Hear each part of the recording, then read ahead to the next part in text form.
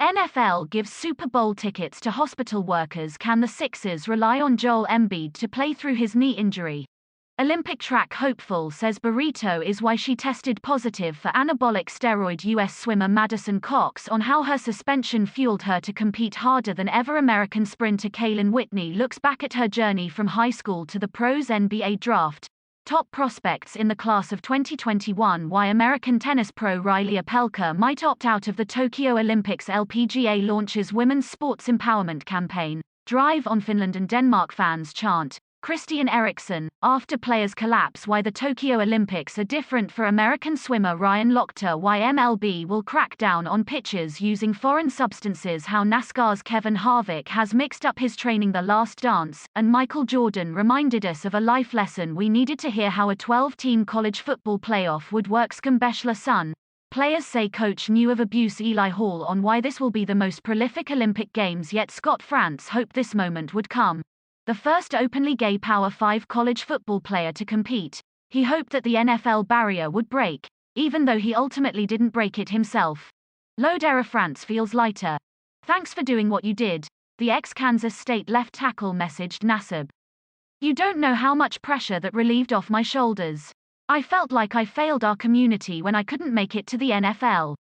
You the man. I'm going to do my best and do my part to cultivate a culture that's accepting and compassionate, Nassib said in the video. He donated $100,000 to the Trevor Project, an LGBTQ+ youth suicide prevention group.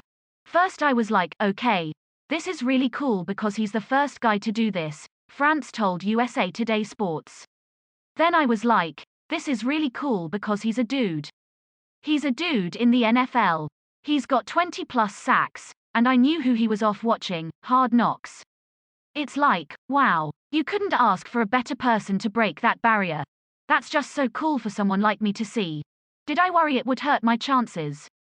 I knew it wasn't going to help my chances, that's for sure, France said. But I wasn't worried. In pre-draft meetings 3 years later, he sought to be proactive. France figured, with legal restrictions, teams would not ask about his sexual orientation. So in addition to displaying the acumen that powered 51 straight starts at left tackle, he held the active streak among Power 5 offensive linemen. France also told teams what he thought they wanted to know. I knew it was on their minds, so I always brought that up and told him it's Astle. The 2020 NFL draft came and went without France's name called.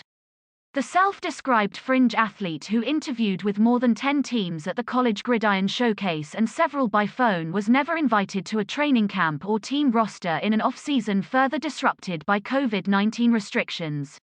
France figured he wasn't a great athlete. My pro day was not great. Even so, he felt like he let the gay community down when his historic collegiate run didn't advance to the pro level. I wanted to be what Carl Nassib did, France said. I wanted to be that person gay kids could look up to. When I didn't accomplish it, it hurt. It sucked. I was bummed and I felt like a failure. As Nassib indicated with his Trevor Project commitment, the representation could save lives. It matters because kids are still killing themselves over this subject, France said. That's why I did it. And that's why I respect the hell out of Carl, who's got so much of a bigger platform than I ever did. There's such a stereotype around gay men especially, that gay men don't play football and gay men aren't those type of guys. Ellipsis. Carl showing. No, you can be a gay man and play in a masculine sport and sign a $25 million contract to play football. You can be a gay guy and play football and get 20+ sacks in the NFL. Hopefully soon, France and Nassib and many around the NFL, including Commissioner Roger Goodell, say an openly gay football player will not be newsworthy. France has since landed in another dream calling, receiving his master's in special education from Kansas State this year as he taught at a Lawrence, Kansas, high school. He'll begin a middle school special education teaching gig in Frisco, Texas, this fall. France strives to eventually serve as a school principal. Nassib, meanwhile, will refocus on pass rush moves and outsmarting tackles at the line of scrimmage. He started 5 games for the Raiders in 2020, notching 2.5 sacks, an interception, 5 pass deflections and 28 tackles in 43% of seasonal defensive snaps. Nassib said he feels an immense responsibility to use his platform to help prevent suicide among LGBTQ+ youth, but also, I owe it to my team, coaches and Raiders fans to be completely locked in and at my best for the upcoming season. France adopted the same approach after he came out as openly gay. He started every game for the Wildcats each of the next 3 seasons. At the end of the day, he's still going to be a guy who's getting sacks on Sunday and making his fans proud, France said. For a lot of people, that's all they care about. And that's okay. Carl made the point of why he's so nonchalant about it. It's like, yeah, I'm gay. But I'm still also a hell of a football player. Quote.